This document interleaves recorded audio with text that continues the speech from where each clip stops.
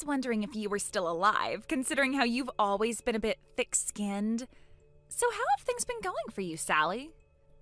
Oh, it's you. Well, I see you're still up to your usual tricks. Well, I've been living on my own for the past 8 years, ever since I left home, in a way that's, well, let's just say it's not exactly the most luxurious life. Is that so? You seem to be enjoying yourself, though, from the way you talk down to me. I'm not poor, you know. And by the way, I figured out where you're living now. Oh, really? I didn't realize you'd become so observant. You were seen leaving your apartment with some man. It was such a surprise. When was this? About 2 months ago, I think. What? Well, I guess I'll have to start looking for a new place then. Oh, I see. But I bet you don't have the money to just up and move like that, do you? Actually, I do. I've been saving up for just such a situation. You might be surprised, but I've planned ahead.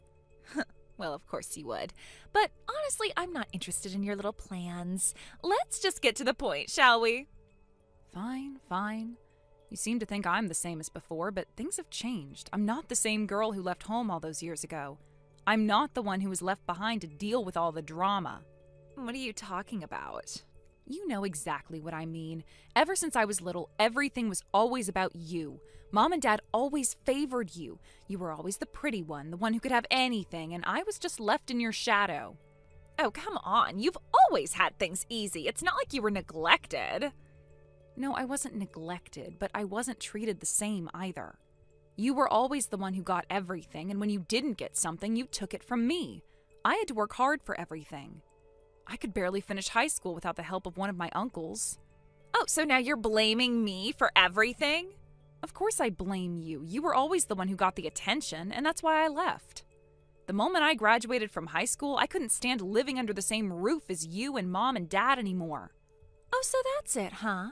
You couldn't handle the fact that I was loved more than you, so you ran away. Exactly. I didn't want to live in a place where everything was about you. I wanted to live for myself. And now I've built a life for myself, one that doesn't depend on anyone else. So what now? Why are you wanting to talk to me again? Well, the real reason I'm contacting you today isn't about us. It's about Kevin. What? Kevin? What does he have to do with this? I see. You don't know yet, do you? Kevin, the one you know so well, he's mine now. What are you talking about? You didn't take him from me. Oh, but I did. He's with me now, and as far as I'm concerned, he's mine. No way. Oh, yes, it's true. You had your chance, but now he's with me, so you can move out of your place and go wherever you want for all I care. You are unbelievable. You took him from me, and now you think I'm just supposed to let you have everything? Well, it doesn't really matter now. What's done is done. I'm going to enjoy my time with him. And you can go back to your miserable life just like before. That's not fair. You always think you can just take whatever you want, and now you've gone too far. Oh, please. I'm not the one who was always handed everything on a silver platter, am I? You never even appreciated what you had. You're wrong. You think you're better than me, but you don't understand what it's like to lose everything. Well, maybe you'll understand soon. As for me, I am happy with how things turned out. So good luck with your next move. You know what? I'll make sure you regret this. Don't bother. You've already lost.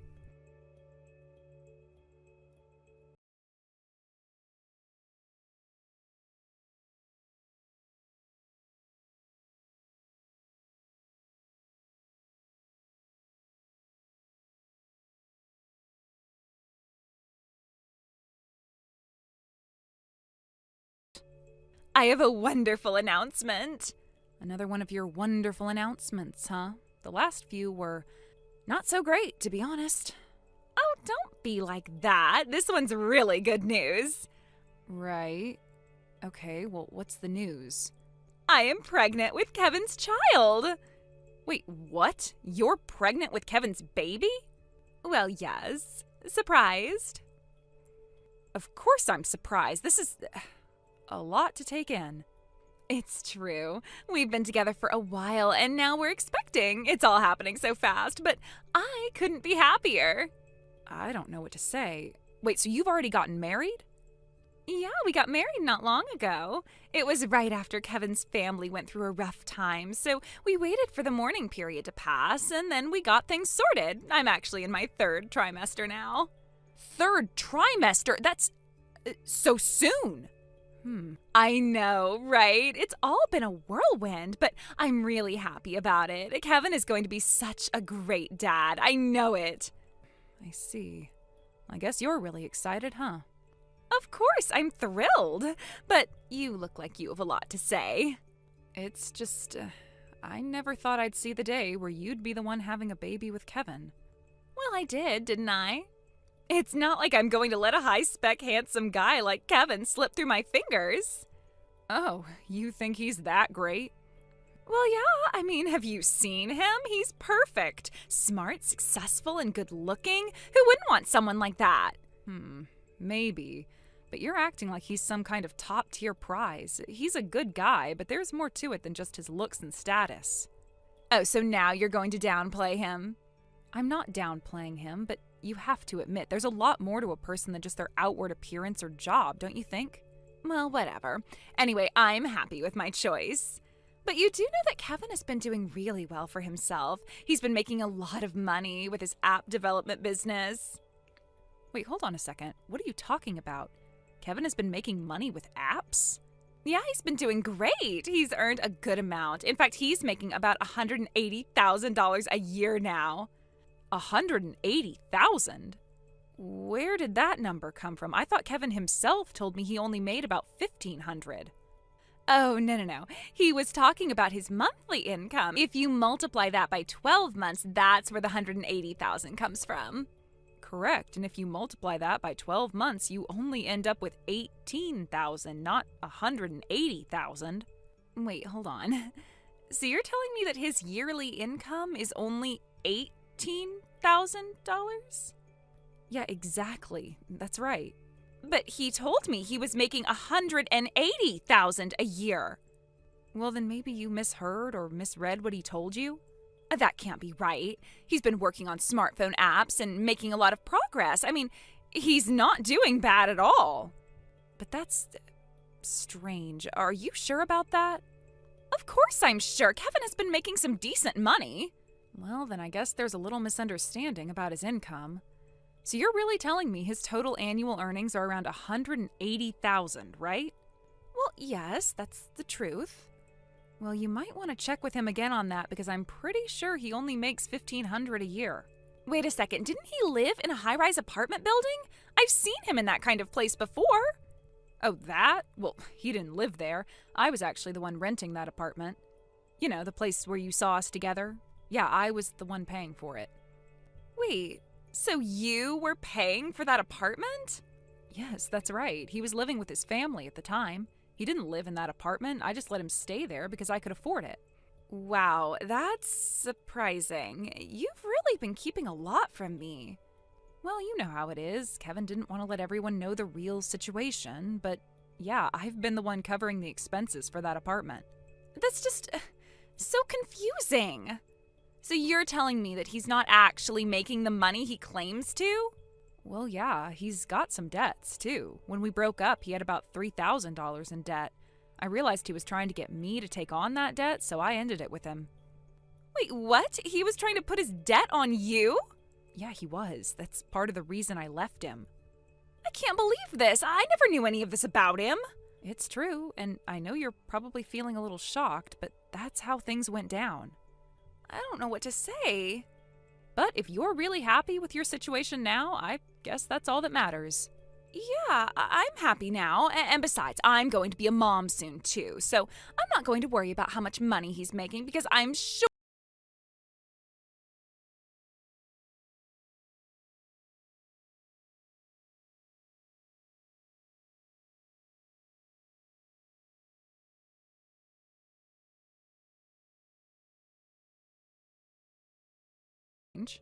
I even went to Kevin's parents' house, but no one is there. I don't know where he's gone. Could it be he's avoiding meeting both families after finding out we're having a baby? Wait, what? Are you telling me that Kevin hasn't even visited both families for introductions yet? That doesn't make sense. Well, he did say his family is in mourning right now. They're grieving, so it's not the right time for introductions. But once the mourning period ends, he said he'd take me to meet his parents. That's odd. I've never heard anything about a loss in Kevin's family before, though. Maybe he just didn't mention it to you? Or maybe he hasn't been fully honest with you? I've never heard him talk about it, but honestly, the whole situation feels weird. It's almost like he's avoiding something. What do you mean by avoiding?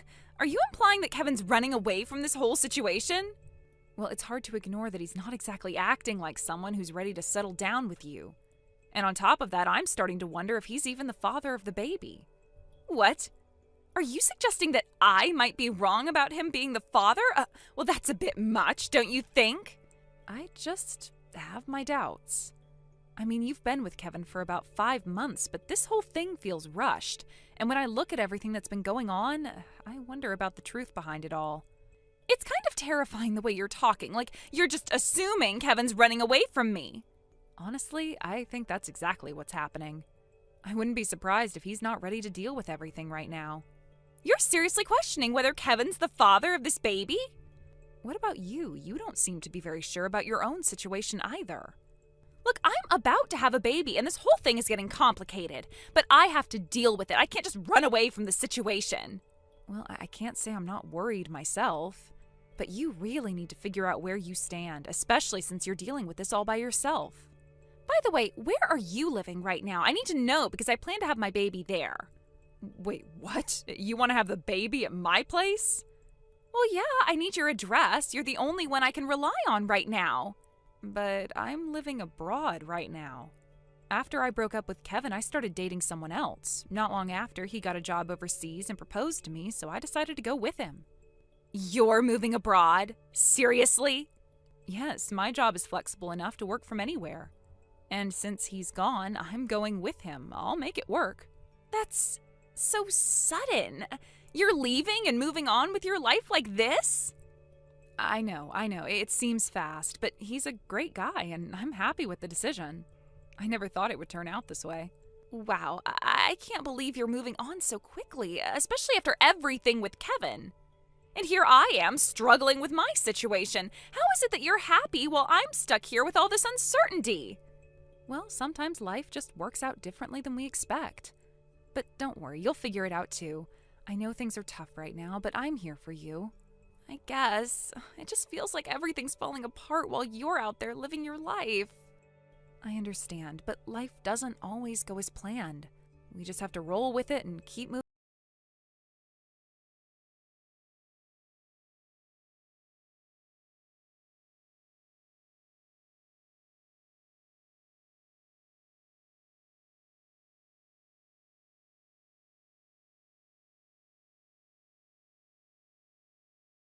Satisfied with what she had, always seeking something more.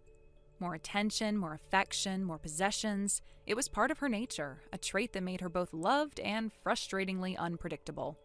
But this time, the things she wanted weren't just material possessions. She wanted something that no one could give her without consequences. She wanted things that went beyond the realm of what was acceptable, and that desire led her down a path that she couldn't turn back from. She'd always been impulsive, quick to act on her desires without considering the aftermath, but this time, the cost was so much higher than I think she ever anticipated. Her choices had caught up with her in ways that I could never have imagined, and the consequences of those choices were devastating, not just for her, but for the entire family. The toll it took on everyone was immeasurable, and even now, I'm not sure if she truly grasps the weight of what she's done. I found out that before she started dating Kevin, she had been involved with a married man, and not just casually involved. She'd been carrying on an affair with him up until the day before she and Kevin began their relationship. The timing of it all was so staggeringly bad, so incredibly thoughtless, that it made everything else seem like a small mistake by comparison. But it wasn't just a bad decision, it was a series of choices, each one leading to the next until the situation spiraled out of control. The man she had been seeing wasn't just any man. He was married, with a family. And the worst part, she was carrying his child. The father of her unborn child was the very man who had a wife and children of his own. As if that wasn't enough, once his wife discovered the affair and found out about the pregnancy, she went straight to a lawyer, filing a lawsuit for damages. By the time my sister entered her final trimester, the legal papers were already being served. The timing was impeccable, so perfect that it seemed almost like it had been planned, like everything had been orchestrated from the start. It didn't take long for my parents to find out, and the news hit them like a freight train. They were in complete and utter shock, unable to comprehend what was happening. The reality of it all settled over them like a heavy fog, and I could tell it was taking a toll on them, emotionally, physically, even mentally. My mother, who had always been the pillar of strength in our family, became withdrawn and pale, almost as if the weight of the situation had physically drained the life out of her. My father, usually so composed, spent his nights pacing the house, talking in circles, unable to process the gravity of it all. In the midst of all this chaos, my sister gave birth. The birth of her child was, I suppose, a bittersweet moment. While there was joy in the fact that she had brought a new life into the world, there was also an overwhelming sense of guilt that loomed over everything. I can't imagine what it must have been like for her, holding her newborn baby while knowing the circumstances surrounding its arrival were anything but conventional. There was no joy in that birth for anyone other than the child, who was, through no fault of his own, caught in the middle of a disaster. And yet, even after everything, my sister didn't seem to grasp the full weight of her actions. Instead of staying home to care for her child, she handed the baby to our parents and went straight to work. She picked up multiple jobs, working herself into the ground, all in an attempt to escape the mess she had created. It wasn't just about the money, although that was certainly part of it. It was about the distance. She needed to get away from the stares, the whispered conversations, the judgment. She needed to feel like she was doing something, anything, to get herself out of the hole she had dug for herself. But no matter how hard she worked, it was never enough to erase the past. She couldn't outrun her mistakes no matter how many jobs she took on or how many hours she worked. There was only one time when our parents reached out to me, and it wasn't for support. It was to ask me for money. They needed help paying for some of the legal fees and other expenses that had piled up. I won't lie, it hurt. It hurt because, for once, I wasn't sure what to do. I had always been the one who supported the family, who stepped in when things got tough, but this time, I couldn't help. I couldn't support my sister, not after everything she had done. I refused. I made it clear that I wasn't going to be a part of this anymore. I had no obligation to bail her out of the mess she had created. I told them that I couldn't keep enabling her. It wasn't easy, and I know it hurt my parents, but it was something that had to be done. It was the moment I finally drew a line in the sand and said, no more. I severed ties with her, with the whole situation. It wasn't out of malice, it was just the hard truth. I couldn't be a part of it anymore. That was the last time I spoke to my sister. Thank you for watching and listening. We hope you enjoyed the video. Don't forget to like this video and subscribe. Also, feel free to leave a comment about what you thought of the story. We look forward to seeing you at the next story. Thank you for watching. Please subscribe and hit the like button. See you next time.